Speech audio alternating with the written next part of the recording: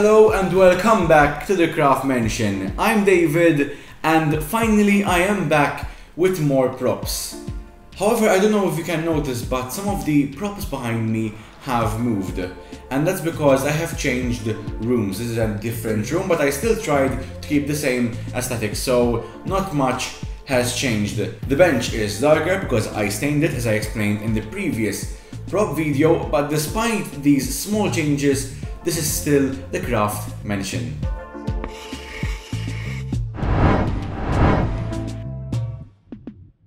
In today's video, I'll be making Sylvie's crown from the Disney Plus Marvel series Loki, and I've already sketched out some things here. This is the whole thing. Obviously nothing's to scale, nothing's perfect, but at least there's some plans here. Plans might change, as they usually do with my props, but this is a start.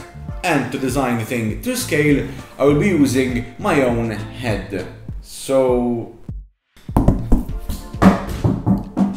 well, that fell and moved my camera.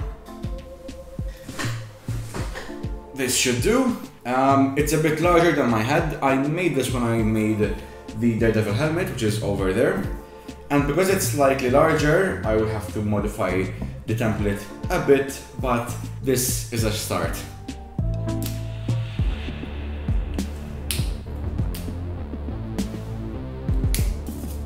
To make the template on the head form, I covered the needed area with aluminium foil. To hold it in place, I used 2 small pieces of tape and then proceeded to covering the whole thing with duct tape.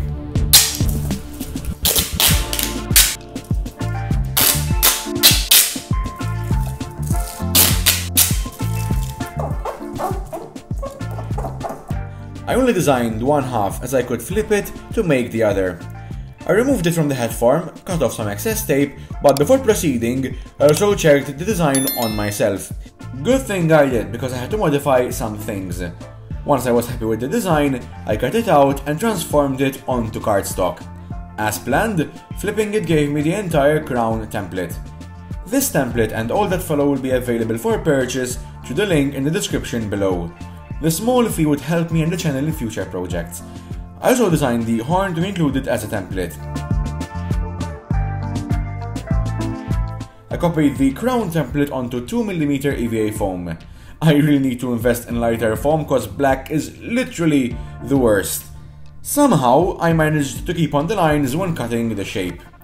For the next layer, I cut along the first V-line and copied from that to the first dotted line marked on the template. The same goes for the other side. For proper curvature, I taped the foam to the head form. When cutting this layer, I left some extra foam on the top and bottom. I flipped the foam and spread contact glue on the back and on the matching area from the whole crown. Once the glue had almost dried, I pressed both surfaces together. The extra foam could then be cut to make sure that all layers were equal. Slowly, I smoothed the edge that was closer to the center. The next layer works exactly the same, so I cut along the next V-line and copied from that to the second dotted line. I cut the shapes, put contact glue and pressed both surfaces together.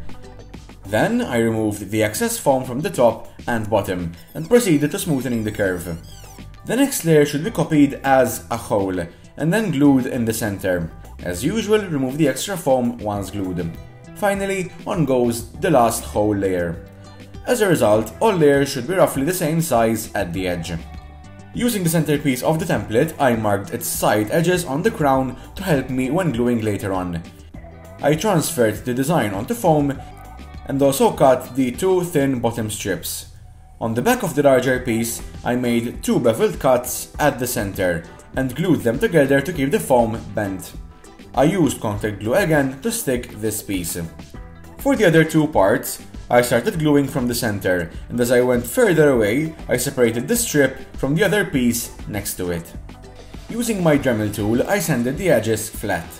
To seal the foam and give it a smoother surface, I used my heat gun and quickly went over the entire thing. While it was still hot, I also tried to make it more circular. Next up was the horn, so I went for my styrofoam stash. I transferred the design onto the foam and cut it to form a horn-shaped prism.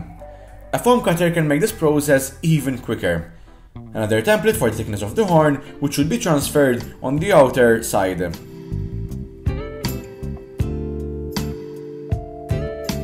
The horn isn't completely round, but its cross-section has more of an eye shape.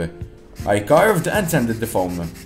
There is a line near the bottom end of the horn templates, which identifies where the other horn is broken off, and like with the other horn, I created the eye-shape cross-section. I gave the both of them 2 layers of Mod Podge to protect the foam from the glue. Contact glue damages styrofoam, but like this, it was safe. Once it dried, I started with the outer side and covered it with 2mm EVA foam. The edges didn't stick that well, so I added some super glue and taped the foam until the glue had bonded. To keep the sharp edges of the sides, I cut the extra foam accordingly and used the Dremel to remove the imperfections. I glued the other side from the center only, so I could measure and cut the edges before gluing them. Some were contact glue, and the edges could be closed nicely. The base had to be modified a bit to fit the curvature of the crown. Then I sealed this side with Mod Podge as well. The final piece is the broken horn. I covered the top face and removed the excess. Then I finished the sides in the same way I did for the other one. I tried using contact glue to stick the horns, but they didn't stick that well, so eventually I used super glue instead. Using different carving bits, I shaped the end where the horn should be broken off. At the bases of the horns, there is this pattern which can be found with the templates as well. It should be transferred onto 2mm EVA foam. 2 beveled cuts in the center, some super glue, and this could be bent to create a sharper edge on the other side. Then I super glued these strips to the horns. I heat sealed the both of them as well. This morning I woke up specifically to spray paint this, but the one day it actually rains in Malta is the one day I need to go outside to finish this project. So until then I'll just have to...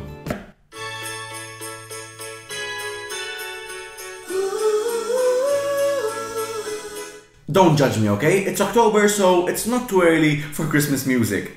It stopped raining for a bit, and then I remembered to have this tent thing, which has the sole purpose of stopping the rain.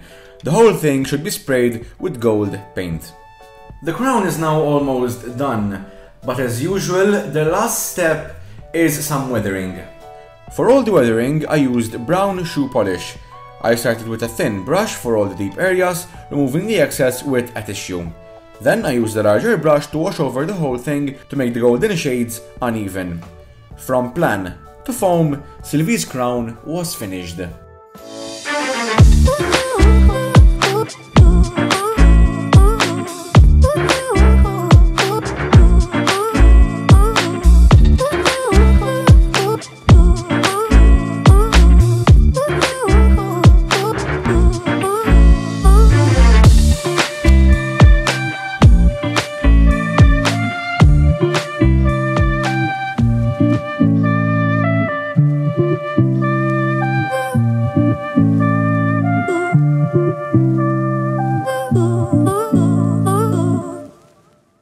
This was quite an easy project to make. It was just different layers of foam, so it was quite fun and quick.